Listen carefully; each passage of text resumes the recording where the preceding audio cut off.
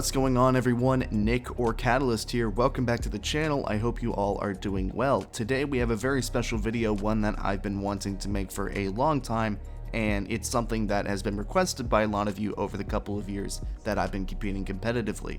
Now, a lot of the guides on my channel have been dedicated to giving you all tips that you can't find anywhere else, and tips that legitimately help you when playing the game and help you improve.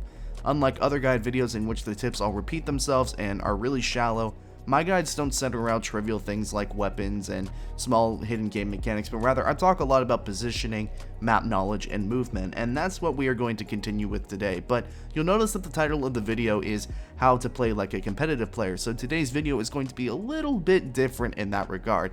I get asked a lot about the differences between playing in a public lobby and playing in a competitive match, beyond of course the fact that the players are generally much better. So today I thought I would go through some of the footage that I captured from the scrim against Complex Simplicity from last week and talk about some key moments during the match, why my teammates and I did what we did, and why it turned out the way that it did.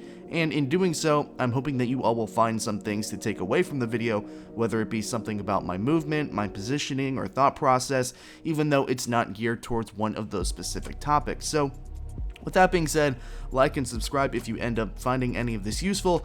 Sit back, grab a snack, and a pen and paper, and let's get into it.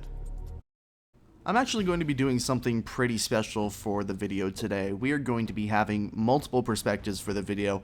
I asked my teammates Larpa and Marquitos for their gameplay so I could have multiple perspectives and give a bigger picture on what's happening beyond my own perspective. So before we get into some of the more finer points, let's talk about some of the differences in mentality between playing public lobbies and playing competitively, and some of the common misconceptions around that. The first of which being the connotation around dying in a competitive match. A lot of people who don't play competitively will take a look at the death as ultimately the worst thing that can happen to you, and see it ultimately as failure and something that you should avoid at all costs. And while that might be true if you're playing a public lobby, dying in a competitive match is actually quite useful at times. No, I'm not suggesting you just run out and get yourself killed. Let me explain. It's simply a switch in perspective. Think of a competitive match like a game of cat and mouse, a game of chess if you will. In a public lobby, it's generally a 1v1 gunfight that you either win or lose, but in a match, you are part of a larger team fight that can vary in size depending on the game mode. A lot of this video is going to be framed in the context of an 8v8 squad conquest match, so for now let's say you are in a team fight of 4v4. And as I said before, playing a competitive match is a lot of times like playing a game of cat and mouse. It's oftentimes as much of a mental battle as it is a battle of gun skill. Your death in a team fight serves as information for your teammates, and that's why good communication and callouts are one of the most important things that make certain teams so good. Take this for example. Tienes que aguantar ahí, tío, no le van a ir los dos. Black car. Es el 15. Got one. Por eso. Another one, black car. Two left side, two left side. Vamos, Charlie. Sí, tú sabes, Charlie. Aguantar en Charlie, intentar que tenés. Nice, good help on that, thank you. To my left, on the truck, on my truck. Oh, another one A side, He's dead, nice round. From the beginning of the clip, you can see that I'm positioned behind this yellow bus, and Jordy is positioned on top of the truck to my left. I get one kill on the flag, and Jordy is able to get another. As I'm peeking from the bus again, I get shot, but Larpa is able to find that player and kill him, which keeps me up. So already on this team fight, we have a numbers advantage.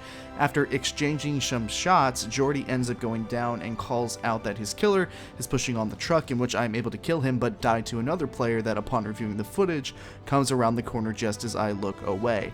I call out his location, and Ryan is able to clean up that kill almost instantly, and we retake the flag by winning that team fight. So even though Jordy and myself ended up taking deaths, we were able to get back the B flag that we lost earlier in the game, and then later set up a rotation to the A flag so we can flip C for A and set up a line on Rotterdam. So dying is not the end of the world, and I encourage you all to apply this philosophy when playing public matches. Think of the game on a larger scale. When you start thinking of where your teammates are and where the enemies might be, you end up playing smarter, more patient, and end up not only winning 1v1s, but you end up being able to win gunfights against multiple enemies as well.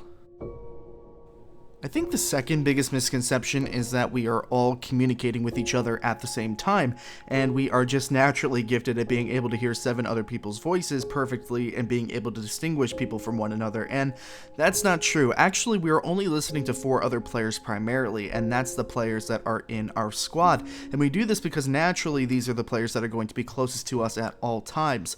In this game, I'm only really listening for callouts from Jordy, Larpa, and Ryan. I'm passively ignoring pretty much everything that the other squad is telling me, apart from simple rotation callouts such as 3 players on C, they have a full squad rotating to the B flag, and so on and so forth. And normally, if you have something to tell the other squad directly, you call out that player by name instead of using a general callout, because a lot of times, especially in Battlefield, the maps are so big that assets are duplicated across the map in multiple locations, and using a general callout can be misleading. For instance, there are about 4 different black cars on Rotterdam. Black car was one of the callouts that you heard Jorgito call out in the last clip, and if I were to call out black car like he did and a teammate in the opposite squad was in a gunfight and took that call out, it could potentially get him killed. So that's why when we are communicating, we are passively blocking out callouts from half the team and only respond to the other squad when we need to either tell them that something directly is coming their way and vice versa. And I think it's applicable to public lobbies because learning which information to take and which to ignore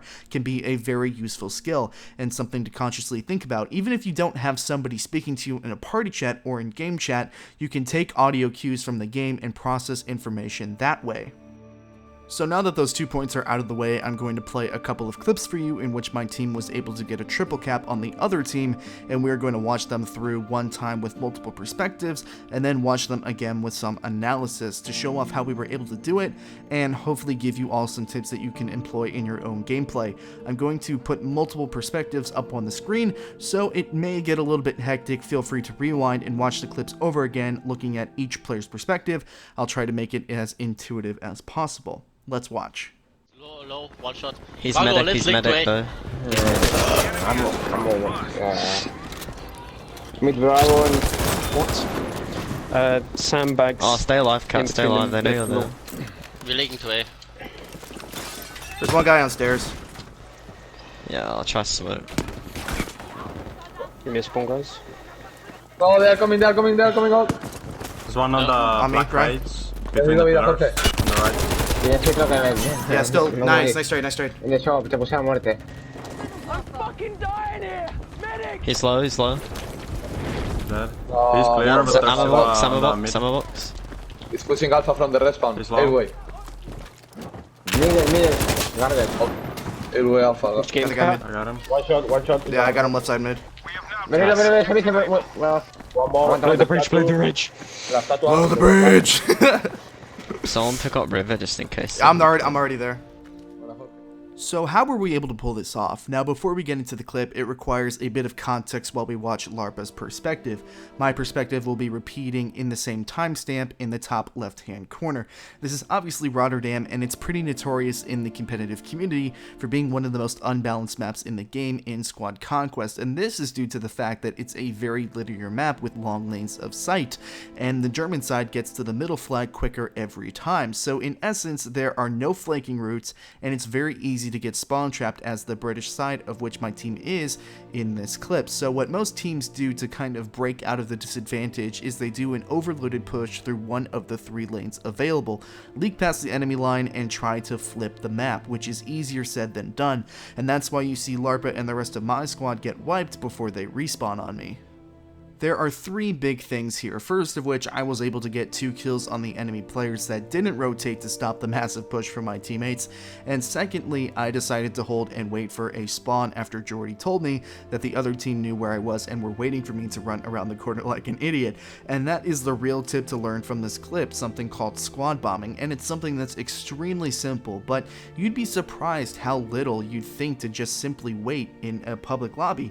I see players all the time be the last person alive in the squad, and they just aimlessly charge into a sea of gunfire and have it result, well, about as well as you think it would. and a squad wipe, which will force your squad to all spawn on a flag.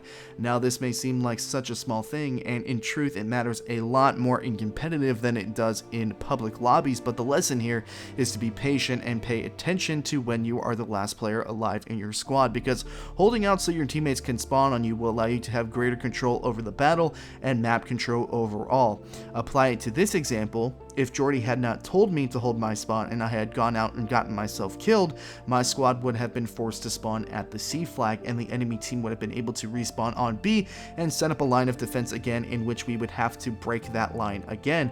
But since my squad was able to spawn on me, we were able to attack B from the weak side, gain control of the flag, while Marquitos and his squad did something equally as important in securing the triple cap. As you can see from Marquitos' perspective, him and Cookai decided to make an early leak and flank to the A flag, which ended up being the spark that lit the match and sent the enemy team into a scramble. What Cookai and Marquitos did is a good example of simply learning when and when not to push a flank, and since these are seasoned, experienced players and some of the best in the world, they were able to analyze the situation and push for a triple cap. Now on to the next example. These next two small examples are going to cover baiting and how to use your surroundings and teammates to your benefit. As we discussed beforehand, dying can be really beneficial to your team's success in a competitive match as long as you end up winning the team fight. So it's really important to understand where you and your teammates are positioned so you can play around each other in very specific ways. Hold on, Ryan. Back C spawn, back C spawn, back C spawn here. On ping. This way. In the river, in the river. He's low, he's one shot on the back. In the river down. In the connector, in my ping there too. Going to C. To A. To A. Está en el conector, Jorge, en el conector te falta. Me mata. Otro más, son dos más. Joder. One mid truck B.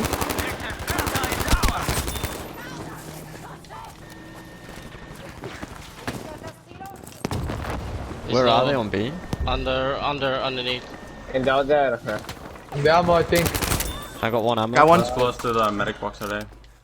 Now this may not seem like much upon first glance, but this play was really important. Ryan calls out early that he got killed from our own spawn. Just before this, we killed who we thought to be the last enemy in and around the flag, and we were ready to push off. And if we were to do this, the other team would have gotten a squad bomb and taken the flag behind us, forcing us into a bit of a sticky situation. Once we know that they were back there, all we had to do was decide to push him from multiple angles, and it's really important that we did this as fast as possible, because there's about 5 seconds in between revives and respawns. This is a pretty good example, as well as knowing when to push and doing something that I like to call closing out the kill. If we didn't push this guy when we did, he would have had spawns and we would have had to take a team fight instead of just going up against 1 or 2 people. Knowing when to push in for a kill and knowing when to wait that person out is really important, especially in public lobbies when you aren't exactly sure what lies around that corner. Notice that we all pushed from different angles as well, both Larpa and Jordy pushing left and myself pushing right. I make sure that I don't push straight in because I know that Ryan just died and might respawn on me, and we would need that respawn in the unlikely situation that we lost the gunfights we were about to get into. Jordy rushes in to get a gunfight with the person in our spawn so we know exactly where he is and if anybody spawned on him, and we close in and make sure we close out the kill. This allows us to move and help the other squad on the B flag and apply pressure to the rest of the map, something we wouldn't have been able to do if Ryan hadn't gotten killed, thank you Ryan, and if we hadn't closed out the kill on that last guy. And now for the final example of the video, we just have a simple bait and switch between myself and Jordy. Take a look. Yeah, he's black car. One guy black car. He's behind one black car. No, there's one more. On my spot. Yeah, rotate into alpha. Yeah, black car. Nice. They're pushing left. There's at least 2 pushing left here. Yeah, on alpha, guys. I'm coming. Go on. There 2 more. Hey, 1 more. It's in Elway. Oh, it's camping. It's reviving. The corner, there are 2 more. So this last example is fairly simple, and it's a good example of learning how to work well with your teammates. I'm holding down an angle and I recognize that Jordy is standing right behind me, backing me up. We know that the other team is pushing down this lane due to a call out from Larpa, and here we do a bit of a bait and switch, and this is something that is done a lot in competitive play. It's nothing revolutionary by any means, but after I get the kill on the guy behind the car and revive Jordy, I try to get a second kill but am unable to. Instead of holding there, trying to reload, and trying to get another kill, potentially getting myself killed, I turn and run hoping that somebody will try and peek me to trade out the kill that I just got behind the black car. And this allows Jordy to move up and take my place, and he ends up getting 2 kills from people that were trying to push after they recognized that I was reloading. We seal the victory for that round. Again, it's nothing revolutionary, but there are a couple of things to learn here. First and foremost, it's okay to give up ground, and secondly, practice knowing where your teammates are and learn how to play around each other to the team's benefit. Thanks so much for watching this video, everybody. I hope that you learned something new, or at the very least were able to take something away from the video. If you liked it, make sure that you do like the video and share it around. It helps me more than you know. If you're looking to support me in other ways, you can become a channel member. You can either click the join button on your desktop or click the link in the description below to find out what benefits I'm offering for becoming a member of the channel. Thank you all so much for watching. Follow my Twitter, join my Discord. My name is Nick or Catalyst, and I will see you all another time.